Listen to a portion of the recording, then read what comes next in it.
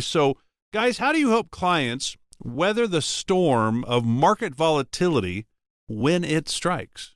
I think what people first need to do is they need to understand what are the principles that make up, what are the core values that make up the ability to weather a storm when you have market volatility.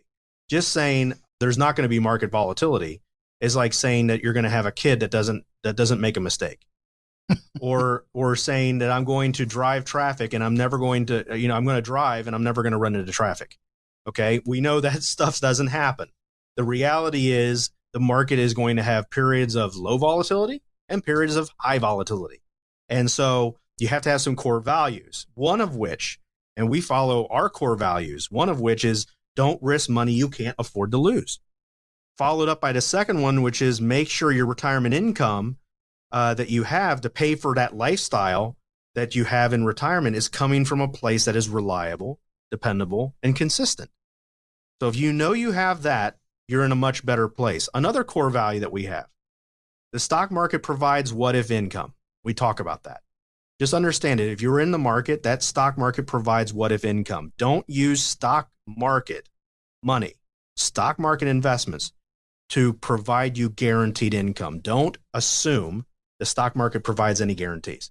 Yeah, you want paychecks or paychecks. Well, what's the difference between the two? Yeah, paycheck is something that's dependent on the market going up all the time. It's going to give me but a paycheck is something that is dependable, reliable, that's going to come in when the paycheck goes out of favor. Exactly. So what you have to do is look at your bills, look at all the stuff that you need to have come in, and how much paycheck money do you have?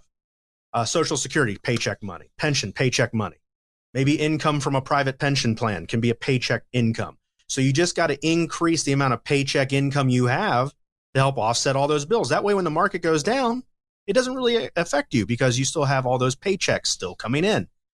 Fourth core value that we have, you have to invest to withstand both good and sour markets. Don't just say, I'm going to pick the thing that has the highest return potential, but then not look at the fact that it also has a great amount of risk to get that return. And then also remember, the market crashes, every 5 to 8 years, ever since the 1980s. So you got to plan to live through 4 to 5 market crashes during your retirement years. And then something that we talk about, another core value is the rule of 100. It is a great place to start. Yeah, take 100, subtract your age from it. Okay, so if you're 60, you subtract that from 100. What does that tell you?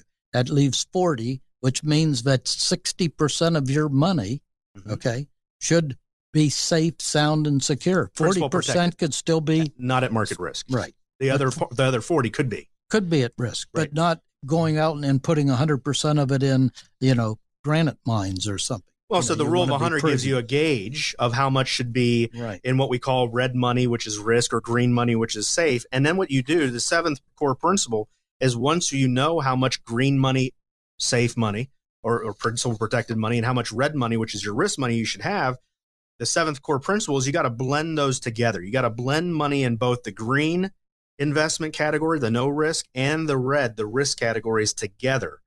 And then another thing you got to do is realize that this is maybe our eighth core principle, is you got to realize there's so much more to invest in than just the stock market. And I think what ends up happening is we work for our companies around here, whether it's Lockheed or Siemens or Disney or Universal, or any of the other companies around here, Hyatt, Hilton, whatever it is.